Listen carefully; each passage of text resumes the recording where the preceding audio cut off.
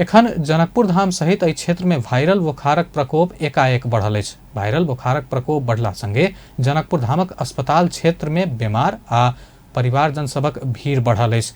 चिकित्सक सब अनुसार इन्फ्लुएंजा ए वायरस के संक्रमण एखन धरि के उच्च समेत रहल अछि। एक रिपोर्ट।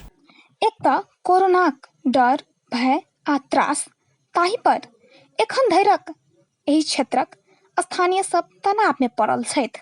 धनुषाक ग्रामीण सँ शहरी क्षेत्र में समेत इन्फ्लुएंजा ए वायरसक संक्रमण बढ़ैत गेला सँ स्थानीय में कोरोनाक तेसर लहर तऽ नहि आयल अछि, एहि के तनाव सेहो बढ़ल अछि। अखन जनकपुर धामक अस्पताल क्षेत्र भरी भराव देखल जाइत अछि।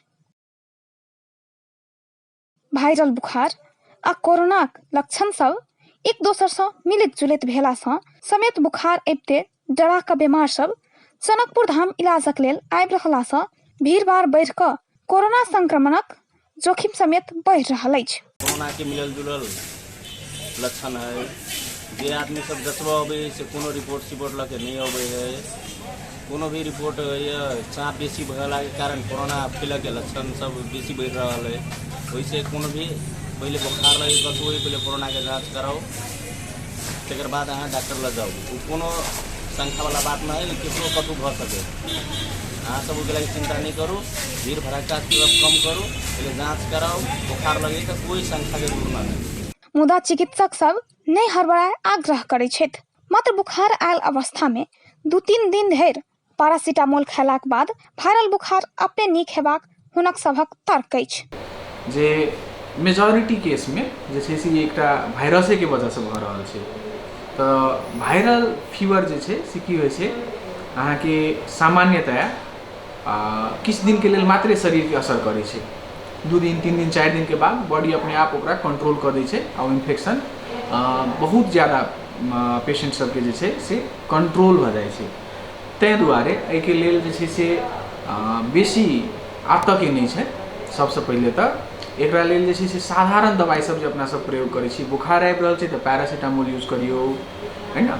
बुखार के लेल तहिना जे छै से सर्दी के लेल जेना एंटी एलर्जिक दवाई सब अपना सब खाइ छियै, सेट्रिजिन खाइ छियै, हेक्सोफेनाडिन खाइ छियै, वो सब यूज करियो, है ना। आ साथ में जे छै से घरेलू उपचार यानी कि जे नून पानि से कुला करनाइ होइ छै या भिक्स के भाप लेनाइ होइ छै, एहि सब के प्रयोग कयल जाय।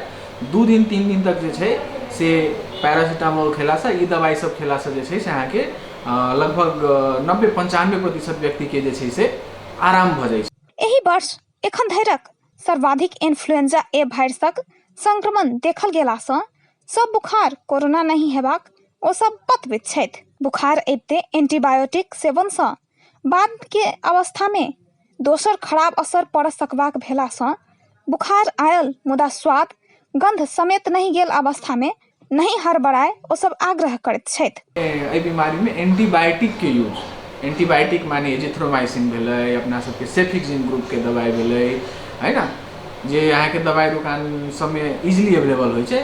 तऽ लोक सबके कॉन्सेप्ट की छै, बुखार लगले एंटीबायोटिक खा पड़तै। लेकिन एहिसँ जे छै से बहुत ज़्यादा समस्या सब और ठप भऽ जेतै। तैं दुआरे हमर एकटा ई सलाह रहत, एकटा सुझाव रहत संपूर्ण लोक के जे बुखार अबिते देरी जे छै से चॉकलेट के जगह एकटा कीन कऽ जाके अपना सब खा लै छियै, एंटीबायोटिक के सेवन नहीं कयल जाय। यदि अपने के बुझा रहल है जे हमरा सर्दी बुखार वायरल फीवर जकाँ है, तो अपने साधारण जे छै से एंटी एलर्जिक एकटा दवाई सेट्रिजिन भेलै, हेक्सोफेनाडिन भेलै, डीकोल्ड भेलै, है ना, एहि सब के सेवन करू। जनकपुर धामक प्रादेशिक अस्पताल में दैनिक 15 सँ 20 गोटे बुखारक नया बीमार सब आबऽ लागल अछि। ओ सब एहन बीमार सब के लक्षण अनुसार साधारण वा कोविड वार्ड में भरना कऽ जांच भऽ रहल प्रादेशिक अस्पतालक मेसू डॉक्टर प्रमोद यादव के कहब रहल अछि। पड़ै छै हमरा सबके राखि के, ताहि दुआरे ओकरा वही ढंग के सावधानी लेल जाय कि दोसरो रंग के कोनो पेशेंट ज्वर अलै, फीवर अलै तो ओकरा जे कोविड नहीं से नहीं मान के जे कोविडो भऽ सकै है, ताहि ढंग से जाय पड़लै। जेना पहिले छलै सामाजिक दूरी, सर सफाई, सैनिटाइजर, मास्क ई सब के प्रयोग करऽ पड़लै। ओना कि तऽ कोविड के लहर बढ़ि रहलै अभी सब जगह, ताहि दुआरे अब ई भी भऽ सकै कि 10 दिन 15 दिन 1 महीना में पुनः अभी वही टाइप के भी भऽ सकै है। जेना रहलै सेकेंड वेव, तहिना थर्ड फोर्थ ई सब के ई तऽ अभी चलते रहलै। ई तऽ हमरा वायरल बुखारक प्रकोप सँ स्थानीय में त्रास समेत बढ़ौने अछि। बुखार, खोकी, नाक सँ पानि आनाइ, गर्दन खसखस भेनाइ जेहन समस्या एखन एहि क्षेत्र के घर घर के समस्या बनल अछि। शुरू में परिवारक एक गोटे में देखल जाय वाला एहन लक्षण आ समस्या बाद में परिवार के अन्य सदस्य सब में समेत संक्रमण भ रहल समस्याक कारण अखन बुखार के बीमार सभक भीड़ अस्पताल, निजी क्लिनिक से दवाई दुकान धरि पढ़ल अछि। अपन टेलीविजन के लेल कैमरा में सुमित शाह के साथ में पूरन शाह के रिपोर्ट।